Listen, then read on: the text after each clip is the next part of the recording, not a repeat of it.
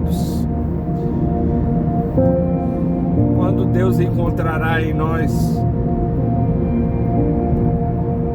corações dispostos a chorar não apenas por nossas mazelas, quando que Deus encontrará em nós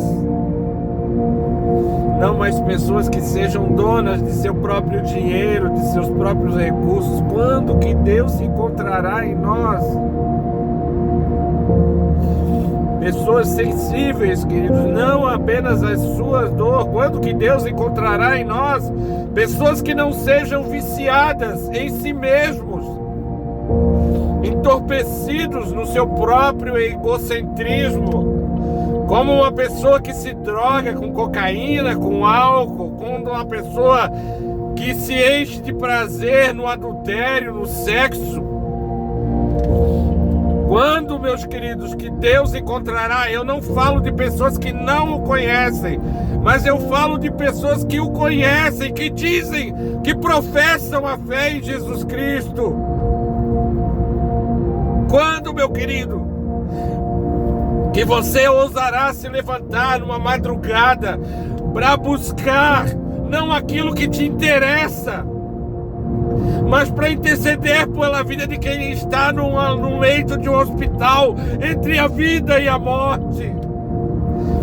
Quando, queridos, que Deus encontrará naqueles que dizem que são seus filhos, corações dispostos a chorar não pelos seus sonhos, mas para chorar o choro daqueles, queridos, que muitas vezes se sentem sozinhos, se sentem desamparados, se sentem destruídos.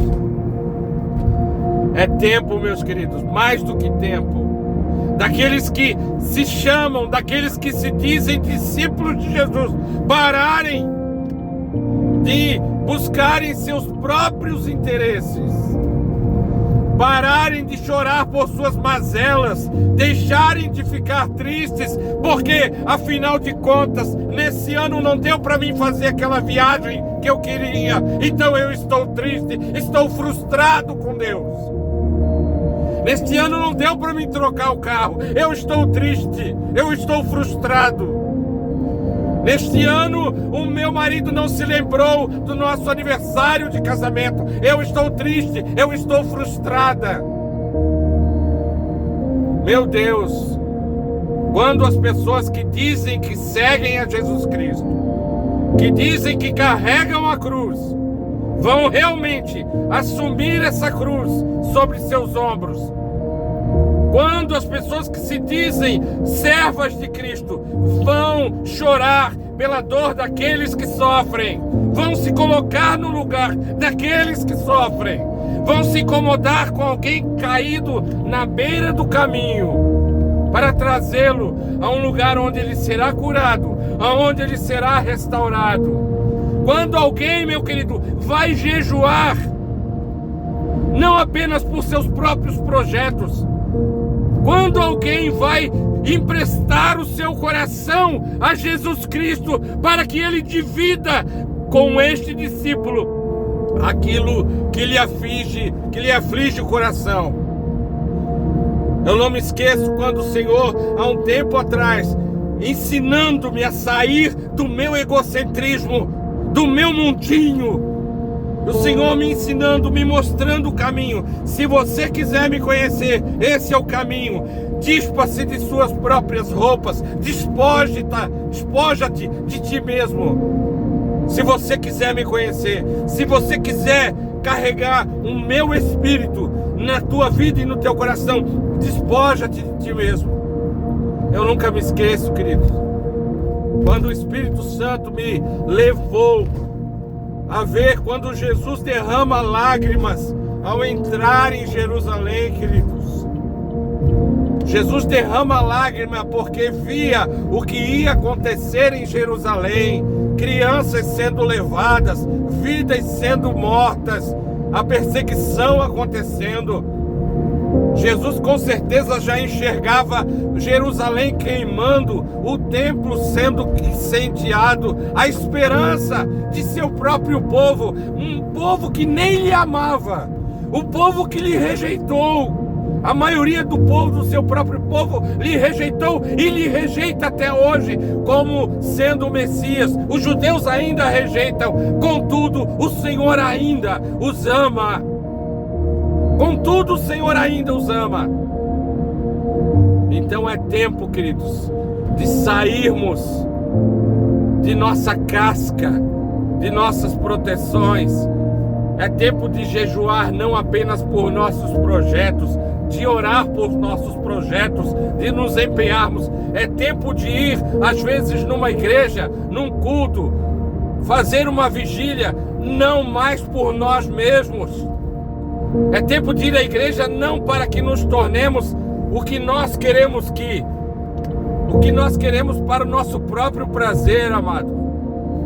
É tempo de arrependimento, é tempo de encarnar o Evangelho, é tempo de emprestar o coração para Jesus e dizer: Senhor, coloca aqui neste coração aquilo que te aflige, divide comigo, eu quero sofrer. O apóstolo Paulo dizia tão claramente: sofre, pois, comigo as aflições. O apóstolo Paulo, ele dizia, queridos, ele dizia: eu sofro dores de parto para gerar homens e mulheres segundo o coração de Deus, segundo o caráter de Cristo.